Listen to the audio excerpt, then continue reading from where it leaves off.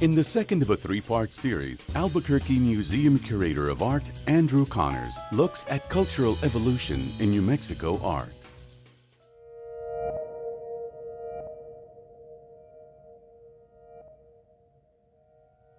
We always ask in New Mexico, whose culture is truly New Mexican?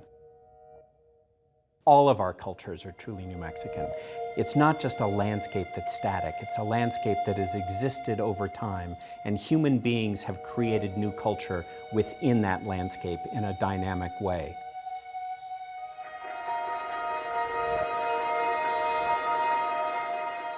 With every great creative tradition that's come to New Mexico, it's been transformed in a way that's completely unexpected and completely unique to the North American continent. One of the important parts of New Mexican aesthetic heritage is the remoteness.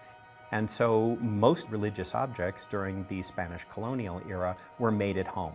Some of them came up on the Camino Real, but many of them were made right here in New Mexico. They could never be confused for coming from Mexico or Spain.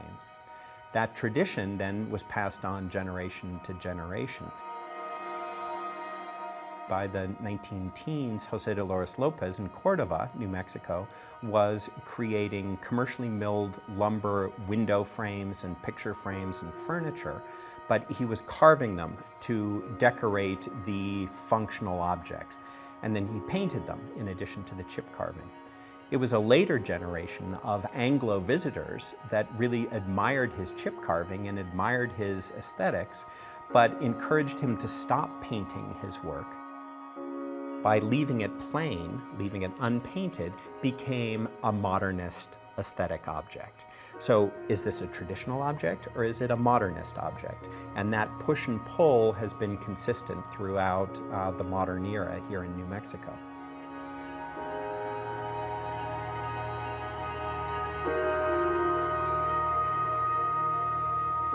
The challenge that we have with the maintenance of tradition is just how much has to be locked in the past and how much of it can exist in contemporary life. And there were great santeros in the 1960s and 1970s who were reviving the tradition of making saints. And Horacio Valdez is perhaps the most famous of those artists. And Horacio Valdez went to the art store and bought commercial paint. And there were a number of people that said, that's not traditional, you can't use that. And Horacio Valdez very much said, I'm going to use things of my time period to keep my ancient heritage alive and to keep it relevant.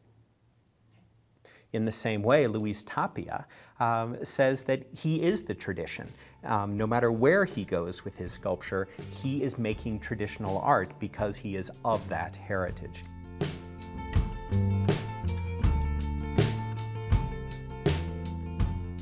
Nicolas Herrera from El Rito decided that he is going to create a death cart, but we don't drive around in carts very often any longer, so he made a death truck from Los Alamos. So is this tradition or is it not tradition?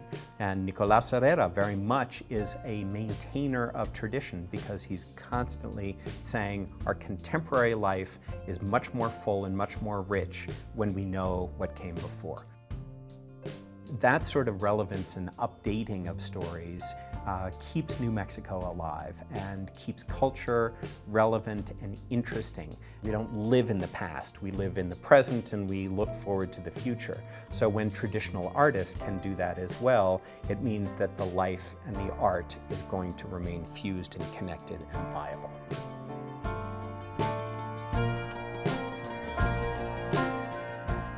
The wonderful thing as human beings, creative human beings, is that we're allowed to be influenced by other people.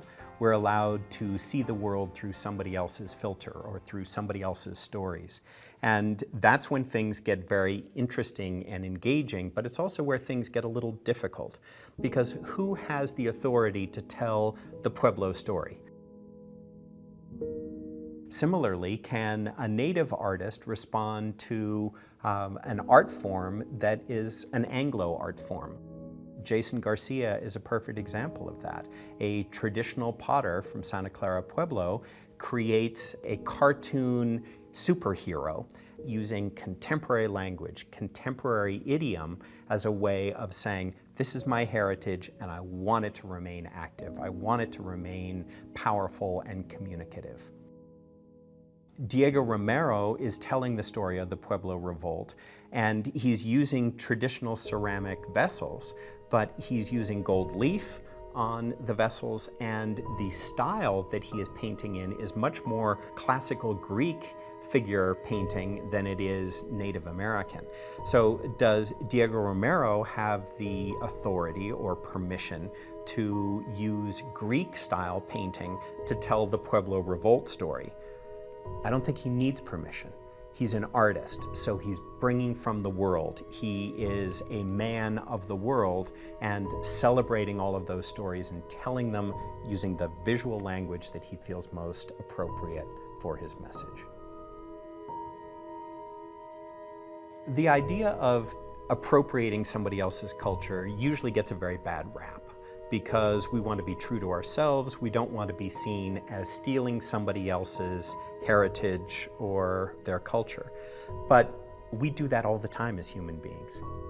Sometimes we explore a place, we discover something that is so meaningful to us that we want to make it ours.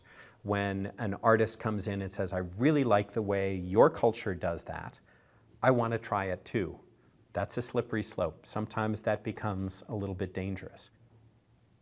There's a wonderful idea of appropriating in an absolutely non-harmful way, a way that says, I love your work so much, I'm going to use it in maybe an unexpected manner.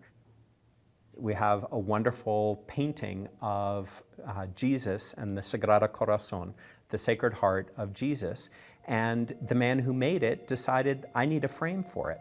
He used a 1938 Chevy headlight and put his painting in the headlight with the lens in front of it.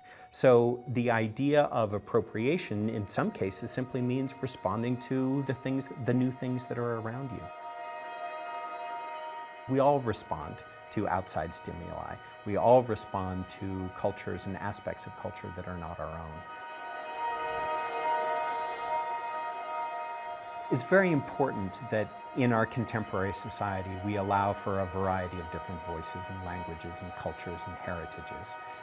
Good artists bring all of those different voices together, and the more times that we're told a story in a different language, using a different aesthetic system, coming from a different historic background, we learn something more about ourselves and about the place in which we live. The more voices we can hear in the more languages, the more we can celebrate humanity and celebrate that incredible creativity that is the human being.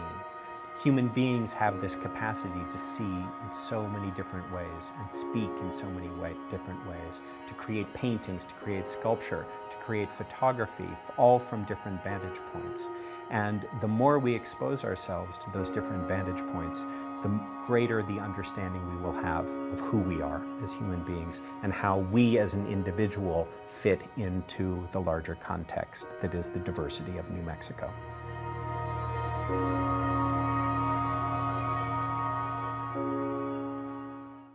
Next week, this three-part series concludes with an exploration of new ideas in New Mexico art.